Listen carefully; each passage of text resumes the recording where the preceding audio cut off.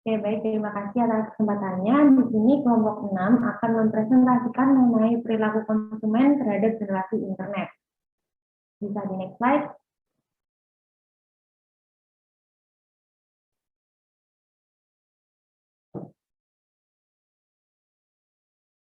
Oke, untuk anggota kelompoknya, di sini ada Ratnabita Pratiwi, saya sendiri dengan NIM 2019-210696, Aditya Ilham Firdaus dengan NIM 2019-210697, ADP Mansyah dengan NIM 2019-210698, Melinda Kirana Putri Kirana dengan NIM 2019-210701, Yulika Krisnawati Putri dengan NIM 2019-210723, dan Arman Maulana dengan NIM 2019-210791.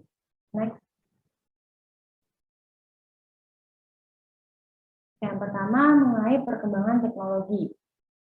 Jadi perkembangan teknologi ini yang memudahkan segala aspek dalam kehidupan masyarakat dan mengubah perilaku masyarakat termasuk dalam perilaku konsumen atas pengambilan keputusan pembelian. Jadi perkembangan teknologi ini memberikan dampak yang nyata di segala aspek kehidupan masyarakat. Dan perkembangan teknologi ini juga berdampak pada perilaku individu yang dilahirkan pada era tersebut. Contohnya, pada zaman sekarang ini kan jika kita akan membeli sebuah barang atau kita itu pasti mempertimbangkannya terlebih dahulu atau mencari review-reviewnya terlebih dahulu mengenai barang tersebut. Jadi kita bisa mencari review dari sosial media terlebih dahulu, biasanya seperti itu. Dan kita membeli barang atau belanja keperluan sehari-hari pun melalui sosial media seperti Instagram, Facebook, e-commerce, dan platform-platform lainnya. Biasanya yang saat ini ramai itu ada di Shopee dan Tokopedia. Lalu adanya sikap dan nilai-nilai yang berbeda pada generasi yang dibesarkan di era internet ini menjadi sangat penting untuk dipahami untuk mengingat dari sisi potensi pasar yang jumlahnya cukup besar, dan di sisi lain penggunaan internet ini terus meningkat yang merupakan peluang bagi seorang pemasar untuk merancang strategi pemasaran dengan memanfaatkan teknologi guna meraih peluang untuk mendapatkan keuntungan yang sebesar-besarnya. Nah, lalu pada awal perkembangan teknologi internet ini, pemasar itu hanya menggunakannya sebagai sarana telekomunikasi untuk produk dan perusahaannya saja. Dan banyak perusahaan yang mulai membuat website untuk menginformasikan, mempromosikan mengenai perusahaan dan produknya, dan juga mengelola bisnis dalam meningkatkan daya saing perusahaan sendiri. Lalu internet ini digunakan untuk kepentingan komunikasi internal perusahaan dan meningkatkan efisiensi proses bisnis sehingga perusahaan itu dapat menawarkan harga yang relatif murah dengan proses yang lebih cepat.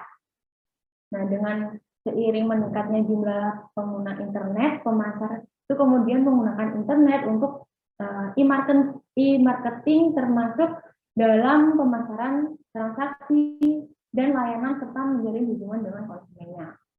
Seperti tadi yang saya katakan bahwa sekarang tuh banyak orang yang suka berbelanja online karena dinilai sangat memudahkan ya, mulai dari proses transaksi hingga proses barang itu sampai di tangan konsumen. Maka dari itu banyak pemasar di luar sana itu menggunakan keuntungan ini sebagai media pemasarannya. Jadi mereka memasarkan produknya itu melalui sosial media guna mendapatkan feedback dari customer atau calon pelanggan yang baru dengan feedback yang sangat cepat. Apalagi sekarang itu di e-commerce di sosial media banyak fitur-fitur baru yang lebih canggih yang bisa digunakan oleh pemasar itu sendiri. Next slide.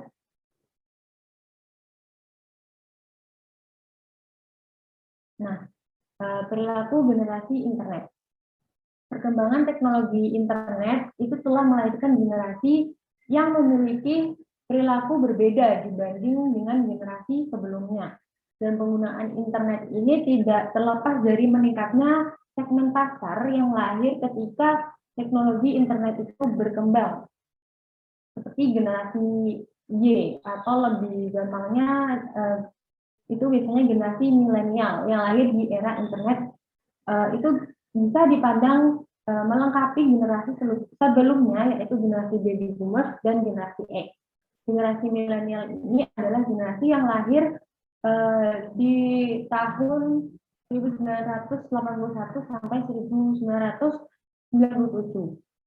Nah, bagi generasi milenial ini, human touch itu adalah salah satu kunci untuk generasi mereka. Dan iklan itu menggambarkan produk yang tidak efektif untuk generasi milenial ini, dan mereka justru lebih mempercayai word of mouth marketing daripada iklan untuk keputusan pembelian sebuah barang atau jasa yang mereka inginkan. Dan selain itu, generasi milenial ini juga cenderung lebih suka berbelanja di toko offline daripada online, karena di toko offline itu lebih memberikan kebebasan memilih produk yang lebih luas lagi. Dan tersedianya berbagai media informasi dalam kehidupan generasi milenial ini memberikan dampak yang signifikan terhadap perilaku pencarian informasi dalam pengambilan keputusan pembelian. Dan generasi ini itu dapat mendapatkan banyak kemudahan dalam mendapatkan informasi, berbagai tayangan informasi mengenai produk itu banyak di tengah-tengah kehidupan, dan mereka itu hanya tinggal memilih saja iklan atau jasa mana yang menurutnya itu paling kuat memberikan pengaruh. Nah, biasanya iklan-iklan ini tuh ada di TV, konten di sosmed, dan lain-lain. Nah, namun generasi milenial ini juga suka browsing ya, browsing sebelum memutuskan untuk membeli sebuah produk, browsing secara online dan mencari brand-brand yang baru, yang bagus menurut mereka. Karena bagaimanapun berbelanja itu adalah sebuah hiburan ya bagi generasi milenial ini, dan generasi milenial ini tuh banyak menerima saran dari keluarga, teman saat berbelanja. Namun mereka itu tetap saja mencari review dari konsumen lain sebelum memutuskan untuk membeli sebuah produk. Nah, karena itu media sosial dan user generated content itu sangat berperan besar saat mereka berbelanja online. Lalu influencer itu juga mempengaruhi keputusan membeli pada generasi milenial ini. Nah, oleh karena itu brand itu perlu memaksimalkan strategi marketing yang lebih autentik lagi saat berhadapan dengan generasi milenial ini, seperti user generated content dan influencer marketing tadi. Contohnya itu sebelum kita membeli ini ya, para wanita khususnya membeli sebuah skincare, misalnya skincare MS Glow gitu ya. Nah, pasti sebelum kita memutuskan untuk membeli MS Glow itu kan kita sudah melihat ya ingredient dari skincare itu, melihat kandungan-kandungan apa yang ada di skincare itu, apakah nantinya itu cocok di kulit kita. Dengan ini kita juga melihat review-review di sosial medianya MS Glow, misalnya di Instagram. Nah, di Instagram itu kan banyak ya testimoni-testimoni yang mereka upload, lalu konten-konten yang menarik yang mereka upload mengenai produk dari MS Glow ini. Dan juga banyak menggandeng influencer ternama seperti selebgram, artis-artis, banyak ya, yang salah satunya itu ada artis Raffi Ahmad dan Nagita Slavina yang mereka gunakan untuk ambasador di pemasaran MS Glow ini. Nah, dari mereka menggunakan produk dari MS Glow ini, kita tuh sudah melihat hasil yang nyata gitu, dari konsumen lain atau dari testimoni-testimoninya itu. Dan itu bisa mempengaruhi mindset kita atau mempengaruhi keputusan pembelian kita untuk skincare itu. Nah, tentunya kita juga bisa mendapatkan review atau testimoni kita bisa mendapatkan itu melalui internet tadi. Next slide.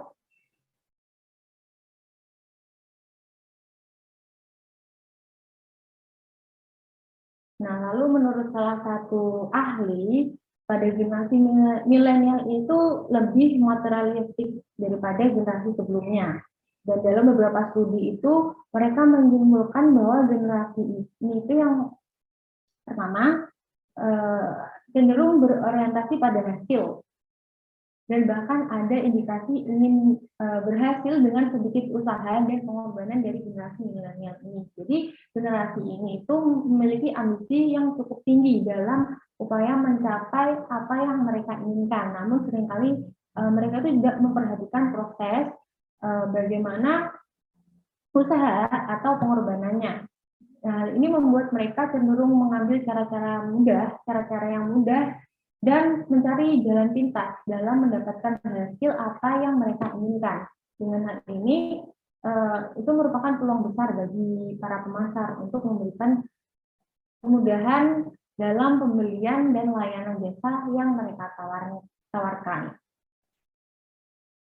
Misalnya saja, kita semua tahu ya, brand skincare Scarlett itu kan menggunakan akhir-akhir ini menggunakan brand ambassador dari artis Korea Song Joong Ki gitu. Nah, untuk para penggemar dari Song Joong Ki sendiri itu mungkin ingin membeli produk dari Scarlett itu hanya ingin mendapatkan merchant dari Song Joong Ki gitu.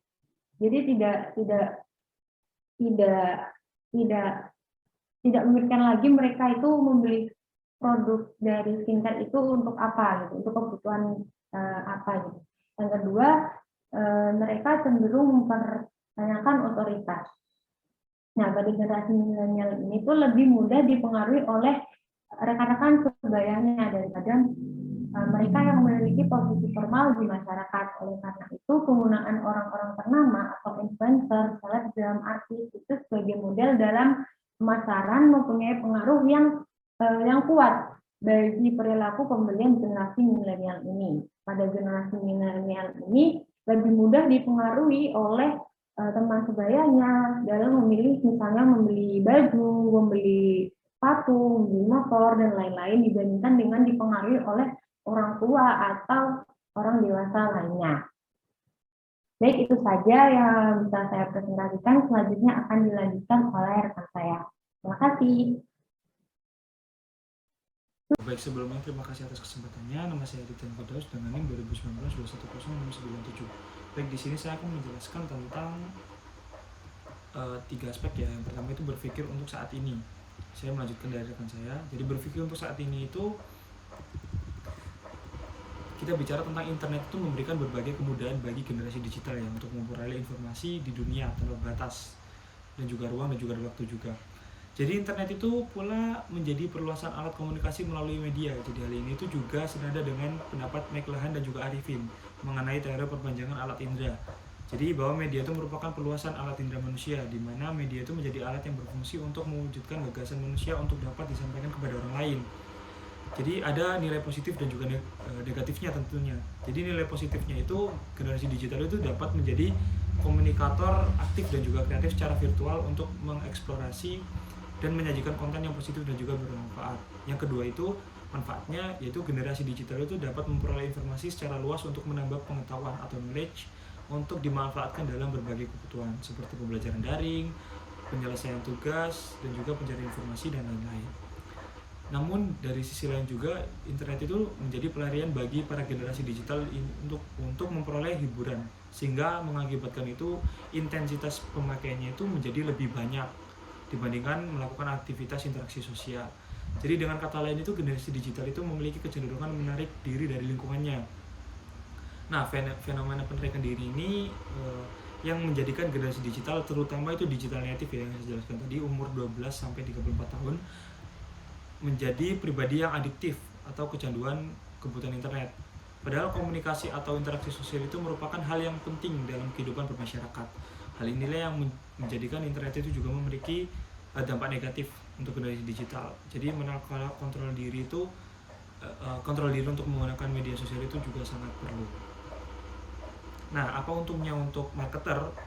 Jadi untungnya untuk marketer itu kita bisa menggunakan tren-tren saat ini, atau kita itu bisa meresearch tren-tren saat ini tanpa harus kita datang di tempatnya. Contohnya untuk kita ingin tahu apa yang sedang disukai oleh masyarakat sekitar atau apa yang sedang ramai, itu bisa kita lihat dari internet saja. Jadi hal tersebut bisa kita analisis dan bisa membuat produk kita itu juga menyesuaikan dengan tren-tren saat ini.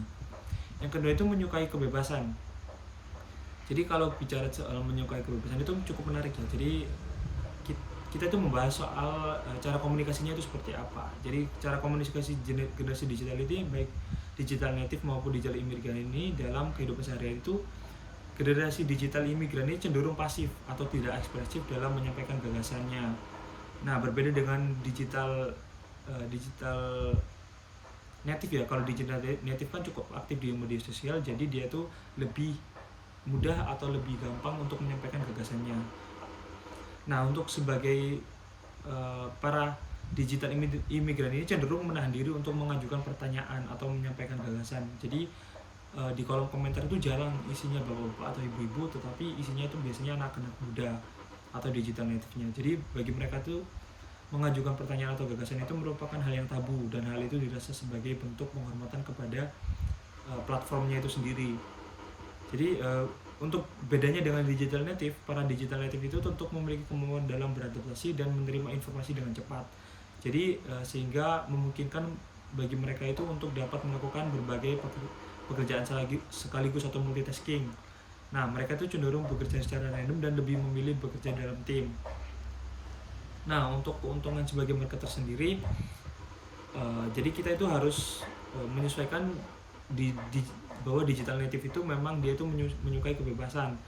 Jadi untuk kolom komentarnya sendiri kita harus mengambil mana saja yang kritik dan juga saran-saran dari pelanggan-pelanggan yang memang bisa membuat atau bisa untuk mengevaluasi produk kita untuk lebih baik selanjutnya.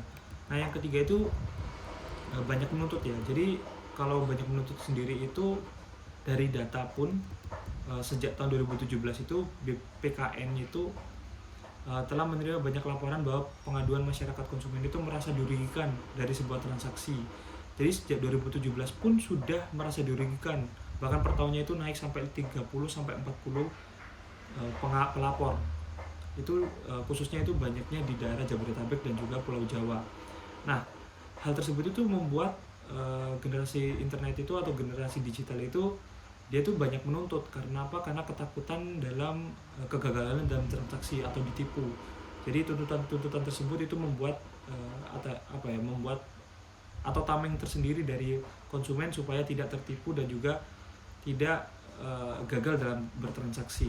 Jadi kita sebagai marketer itu kita harus bisa menyesuaikan dengan banyaknya tuntutan yang memang diberikan kepada generasi internet itu sendiri. Kenapa? Karena itu supaya produk kita itu bisa relevan atau relate dengan apa yang generasi internet mau, seperti itu. Sekian dari saya, selanjutnya akan dilanjutkan oleh rekan saya. Baik, terima kasih atas kesempatannya. Assalamualaikum warahmatullahi wabarakatuh. Saya Adi Firmansyah dengan NIM 2019-210698.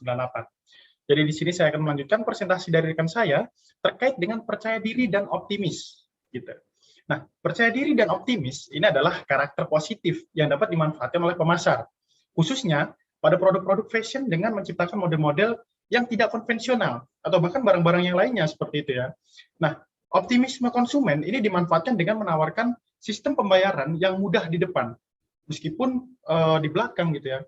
Ketika akhir pembayaran sebenarnya dapat dikatakan memberatkan mereka seperti itu, atau sama saja gitu ya. Tetapi karena yang terpenting adalah kegunaan saat ini, dan mereka optimis bahwa dapat membayarnya kelak atau suatu saat nanti gitu ya, maka strategi ini banyak yang sukses. Maka dari itu banyak pemasar juga menggunakan strategi ini. Contohnya banyak sekali gitu. Tapi kita ambil salah satu contoh gitu ya. Salah satu contohnya adalah ketika kita membeli sepeda motor katakanlah. Sepeda motor ini adalah suatu barang yang saat ini penting gitu. Jadi dilihat dari kegunaannya itu penting sekali saat ini. Kita kemana-mana pasti menggunakan sepeda motor gitu ya. Dan seperti yang kita ketahui dan mungkin rekan-rekan sekalian juga pernah mengalaminya gitu ya. Pembelian sepeda motor di awalnya ketika kita mengambil kredit gitu ya, di awalnya mungkin murah sekali. DP sekian ratus ribu gitu, atau bahkan 0 rupiah gitu kan. Kita sebagai konsumen merasa percaya gitu. Percaya dan optimis dapat membayarnya, walaupun pada akhirnya sebenarnya sama saja pembayarannya, atau bahkan kalau di total gitu ya, ini lebih mahal sebenarnya, atau bahkan bisa juga memberatkan konsumen, sebenarnya seperti itu. Namun melihat kegunaan saat ini, maka para konsumen juga optimis, ya udah nggak apa-apa, ambil aja gitu. Saya optimis dapat membayarnya, seperti itu. Itu adalah beberapa strategi yang digunakan pemasar, seperti itu. Itu adalah terkait dengan percaya diri dan optimisme, seperti itu. Nah, selanjutnya saya juga akan menjelaskan terkait dengan para konsumen ini lebih suka berkomunikasi dengan teks dan jejaring sosial, seperti itu. Nah, perlu teman-teman ketahui bahwa generasi Y ini cenderung menyukai komunikasi melalui jejaring sosial media, seperti itu, seperti Facebook, kemudian Twitter, WhatsApp, dan lain sebagainya. Dan saya yakin teman-teman sekalian juga mengalami hal yang sama, gitu ya, karena kita juga generasi Y, gitu kan. Nah, jejaring sosial ini, gitu ya, dimanfaatkan oleh pemasar sebagai alternatif dalam relationship marketing, seperti itu. Nah, interaksi dengan pelanggan selain berupa interaksi langsung melalui telepon atau SMS, gitu ya, dapat juga dilakukan dengan mobile phone, gitu, maupun Facebook dan Twitter atau media sosial lainnya, gitu.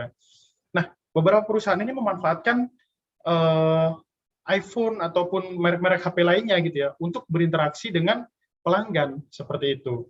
Nah, komunikasi ini bisa dibangun oleh perusahaan dan kemudian dimanfaatkan sebagai sarana berinteraksi yang memberi nilai tambah kepada pelanggan.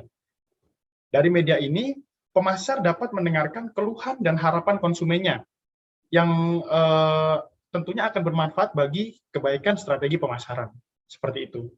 Dengan demikian, sosial media ini memiliki dampak positif, teman-teman sekalian. Yaitu penggunaan media sosial ini memberikan dampak yang sangat positif, terutama dalam melakukan interaksi baik secara sosial, politik, maupun ekonomi. Jadi, di berbagai sektor ini, media sosial ini memiliki dampak positif, tapi kita berbicara mengenai ekonomi tentunya, gitu ya, teman-teman sekalian. Nah, penggunaan media sosial ini memberikan kemudahan dalam berkomunikasi, baik teman, keluarga, yang tentunya jaraknya jauh, gitu ya, yang tidak memungkinkan untuk face to face seperti itu karena faktor jarak, gitu kan. Nah, kita dapat mengirimkan informasi-informasi yang dibutuhkan dengan mudah, cepat, efektif, gitu kan. Nah, begitu pula dengan mengakses informasi-informasi yang kita butuhkan, gitu.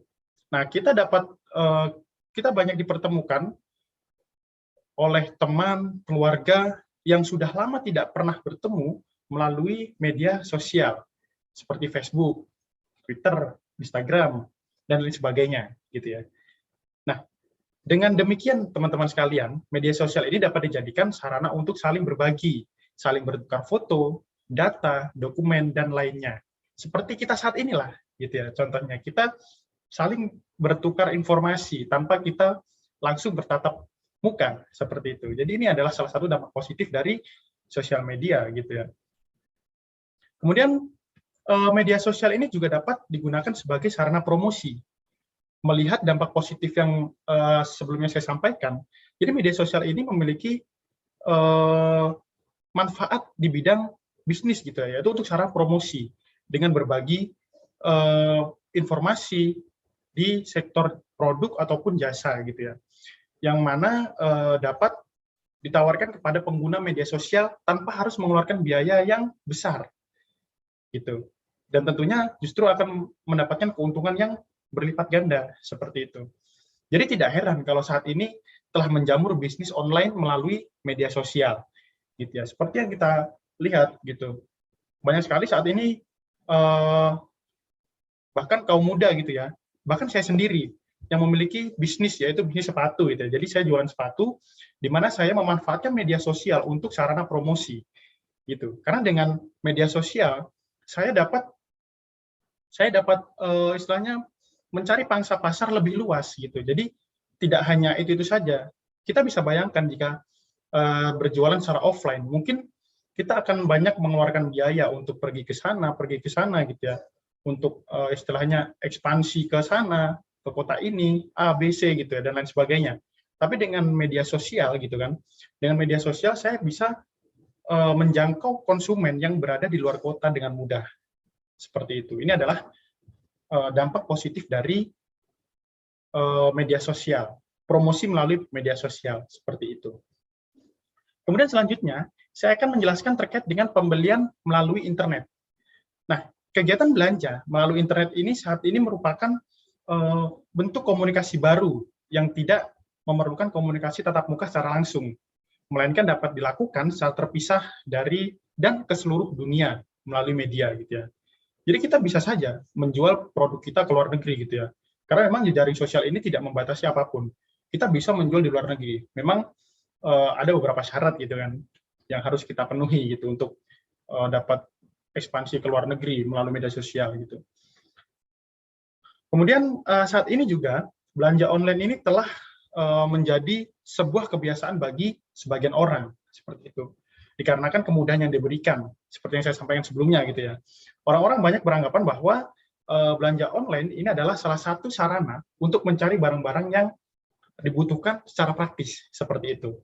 Dan kita di rumah tanpa pergi jauh, tanpa bertemu penjual gitu kan, kita dapat bertransaksi maksud saya, bertransaksi langsung melalui internet seperti itu.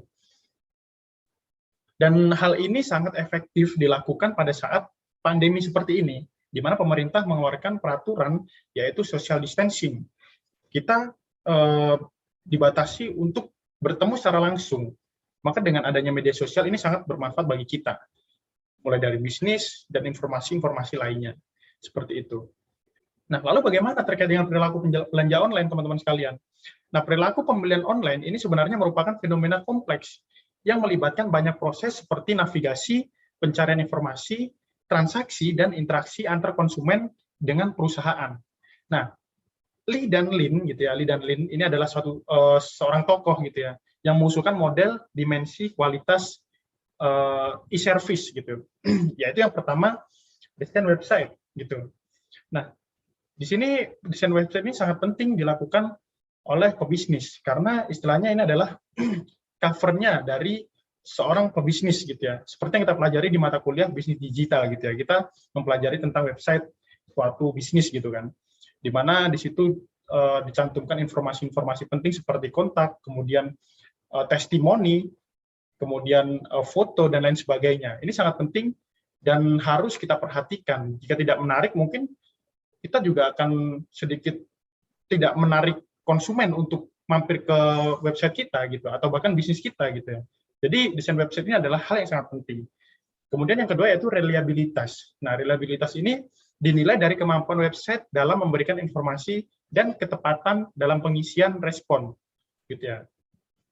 Tentunya respon yang tepat dan cepat.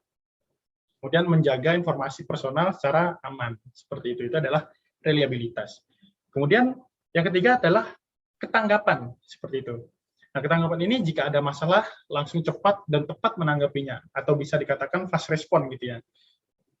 Jika kita sebagai konsumen, kita belanja di suatu bisnis, dan bisnis tersebut tidak fast respon, maka kita sendiri sebagai konsumen pasti merasa, wah ini sangat lama gitu ya, padahal kita menginginkan informasi yang sangat cepat. Maka dari itu fast respon ini sangat dibutuhkan. Kemudian yang keempat adalah kepercayaan. Nah, jika konsumen percaya, maka mereka yakin bahwa perilakunya dalam berbelanja ini tidak menimbulkan masalah dan bersikap positif serta mau berbelanja online pada masa yang akan datang. Bahkan tidak hanya itu, maka konsumen juga akan merekomendasikan ke teman-temannya gitu untuk berbelanja di toko tersebut, di bisnis tersebut gitu ya. Karena memang bisnis tersebut sudah terpercaya. Maka dari itu merasa bangga kita untuk merekomendasikan teman kita untuk beli di toko tersebut. Seperti itu. Kemudian yang terakhir yaitu personalisasi gitu. Nah, contohnya yaitu pemberian ucapan terima kasih pada konsumen. Kemudian ketersediaan ruang yang memungkinkan konsumen memberikan komentar dan umpan balik serta menerima umpan balik dari perusahaan. Jadi kita menyediakan istilahnya tempat untuk konsumen untuk memberikan kritik dan saran kepada kita. Dan kita selaku pebisnis gitu ya, harus dapat menerima kritik dan sarannya. Seperti itu. Jadi itu adalah dari personalisasi. Jadi mungkin itu saja yang dapat saya sampaikan. Apabila ada kurang lebihnya saya mohon maaf. Akhir kata dari saya, wassalamualaikum warahmatullahi wabarakatuh. Terima kasih. Baik, Assalamualaikum warahmatullahi wabarakatuh. Terima kasih atas kesempatannya. Perkenalkan, di sini saya Melinda Putri Kirana dengan NIM 2019 2010 701. Nah, Di sini saya akan melanjutkan presentasi dari rekan saya, yaitu ada metode perilaku pembelian melalui internet. Nah, yang pertama ini adalah desain website. Nah, kualitas website itu merupakan faktor penting bagi toko online. Website itu yang bermutu adalah yang di dalam desainnya itu memudahkan dengan konsumen. Desain dengan tampilan yang menarik juga merupakan daya tarik penting yang akan mempengaruhi pembelian melalui internet. Nah, dengan adanya desain itu, kita itu bisa membuat tampilan yang unik dan bagus agar dapat menarik konsumen atau dapat memudahkan konsumen melihat keunggulan dari penjualan toko kita. Nah, kita itu harus mempertimbangkan banyak hal yang harus dirancang sebuah situs web, yaitu dari tampilan visual itu kayak bagaimana tampilan situs webnya, kemudian ke desain fungsionalnya, kayak bagaimana situs web bekerjanya. Kemudian saat ini tuh website sudah semakin menjadi kompleks ya, sama seperti fashion. Desain website itu pun selalu berubah-ubah mengikuti trennya. Tentu saja dengan berubah-ubah konsepnya,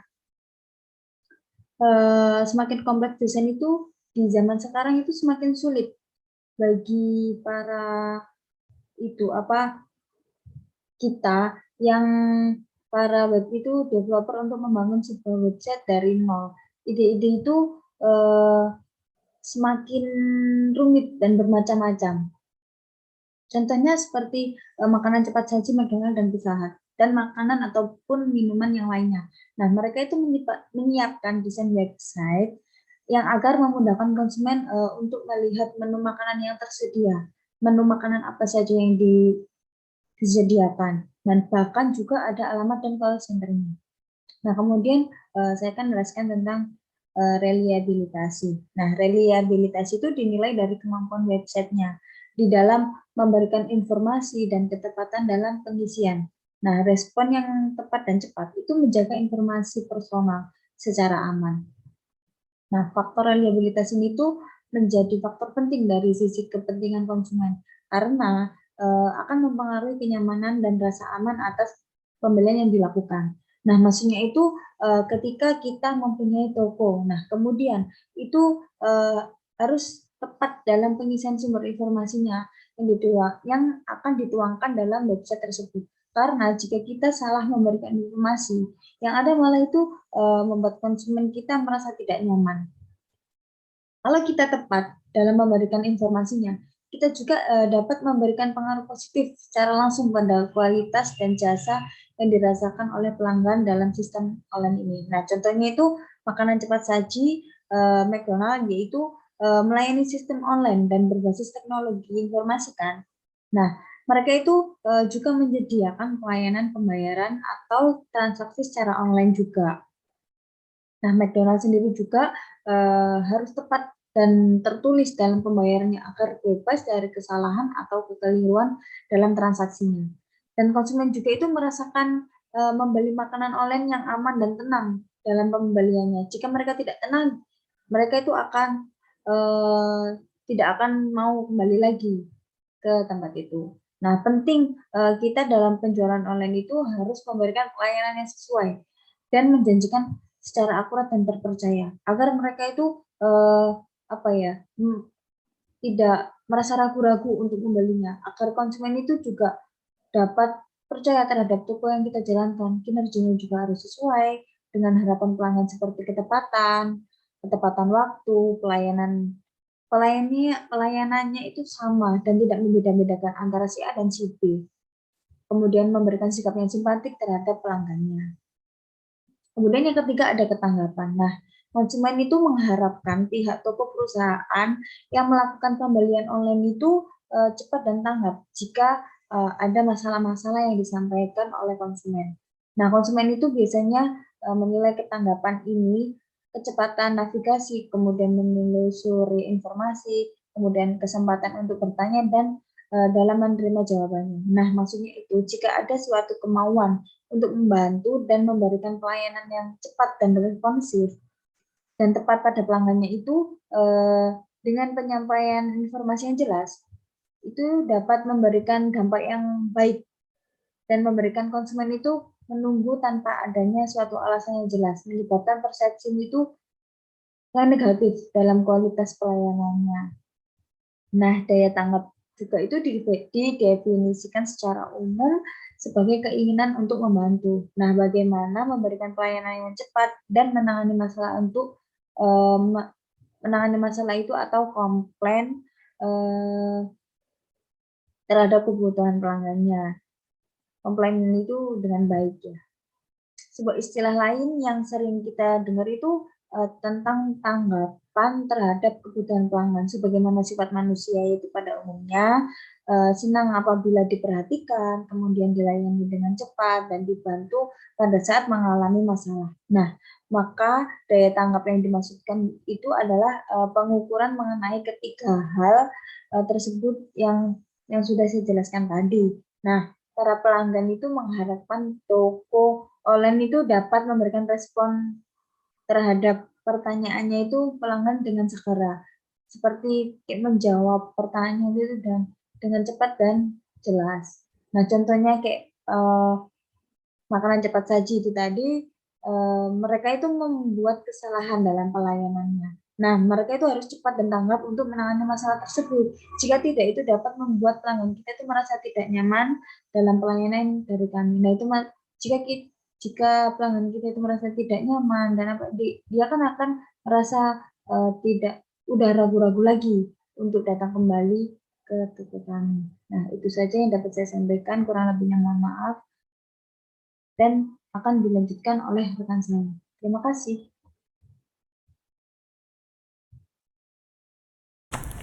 Terima kasih atas kesempatannya. Perkenalkan, nama saya Yulika Krisnawati Putri, NIM 2019-210723. Saya di sini akan melanjutkan presentasi dari rekan saya, yaitu mengenai kepercayaan. Kepercayaan ditunjukkan dari keyakinan konsumen untuk menerima kerentanan dari belanja online dalam memenuhi harapannya. Menurut Kimerik dan McCarthy 2002, kepercayaan didefinisikan sebagai kesediaan konsumen untuk menerima kerentanan dalam melakukan transaksi online berdasarkan harapannya yang positif mengenai perilakunya berbelanja online pada masa yang akan mendatang. Jika konsumen percaya, mereka yakin bahwa perilakunya dalam berbelanja tidak menimbulkan masalah dan bersikap positif serta mau berbelanja online pada masa yang akan datang. Dalam dunia jual beli online, kepercayaan merupakan salah satu faktor utama yang harus dibangun oleh pelaku transaksi bisnis online.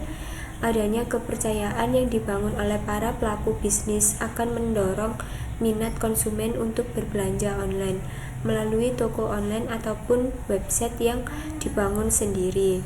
Kepercayaan merupakan suatu fondasi dalam menjalankan sebuah bisnis. Suatu transaksi antara dua orang atau lebih akan terjadi apabila kedua belah pihak saling percaya. Kepercayaan dalam dunia bisnis tidaklah muncul secara instan, melainkan harus dibangun sejak awal bisnis berdiri. Lalu selanjutnya ada personalisasi. Personalisasi mencakup layanan yang memungkinkan konsumen memperoleh perhatian dan berdialog dengan perusahaan. Contohnya itu seperti pemberian ucapan terima kasih kepada konsumen dan ketersediaan ruang yang memungkinkan konsumen memberikan komentar dan umpan balik serta menerima umpan balik dari perusahaan yang menawarkan produknya melalui internet. Sekian presentasi dari saya. Terima kasih. Terima kasih atas kesempatannya. Perkenalkan, nama saya Arman Maulana dengan NIM 2019-210791. Di sini saya akan melanjutkan presentasi dari rekan saya, yaitu strategi pemasaran melalui internet. Perkembangan internet yang diikuti dengan perkembangan yang cepat di bidang telekomunikasi, khususnya telepon genggam, memberikan dampak yang signifikan terhadap perilaku konsumen. Semakin banyaknya atribut yang ditawarkan oleh produk telepon genggam dan diiringi dengan harga yang semakin murah, menyebabkan produk telepon genggam menarik minat konsumen, khususnya anak-anak muda generasi Y. Harga yang murah dan manfaat yang bernilai dari produk telepon genggam ini memberikan kemudahan kepada konsumen untuk mengakses medsos dan jejaring sosial seperti Facebook dan Twitter tanpa dibatasi lokasi dan waktu. Konsumen memanfaatkan telepon genggam untuk mengekspresikan emosi, menjalin jejaring, bertukar pengalaman, dan memberikan informasi terkini kepada konsumen lain. Selanjutnya ada memperhatikan berbagai kondisi tersebut agar memanfaatkan peluang seoptimal mungkin. Fokus strategi pemasaran seharusnya diarahkan pada upaya yang pertama, memuaskan pelanggan melalui pemberian nilai lebih dan berbeda daripada pesaing melalui e-service. Dan yang kedua, melakukan inovasi-inovasi berbasis teknologi informasi atau disebut IT yang terintegrasi dalam strategi pemasaran untuk memberikan kemudahan, efisiensi, sarana, aktualisasi diri, dan nilai tambah yang lain kepada pelanggan. Perusahaan harus memahami benar tren perkembangan ke depan, di mana konsumen cenderung semakin menyukai hal-hal yang praktis, mudah, cepat, dan efisien, serta nilai yang berkontribusi bagi reputasi pribadinya, DNA, penerimaan sosial. Konsumen memiliki keinginan untuk mendapatkan pengakuan dari orang lain, bahkan publik yang lebih luas melalui Facebook, Twitter, Instagram, dan lain-lain. Sekian presentasi dari kelompok kami. Assalamualaikum warahmatullahi wabarakatuh.